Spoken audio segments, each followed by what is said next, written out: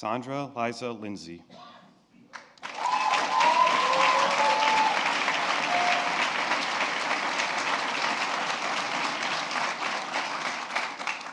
An immigrant from Jamaica, Sandra Lindsay is a nurse in Queens, New York, and the first American to be vaccinated against COVID-19 outside of clinical trials. At the height of the pandemic, she directed a team of nurses as they worked tirelessly to save patients while risking their own lives.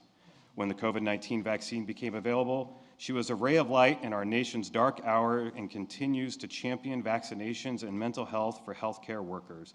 She represents the best of America.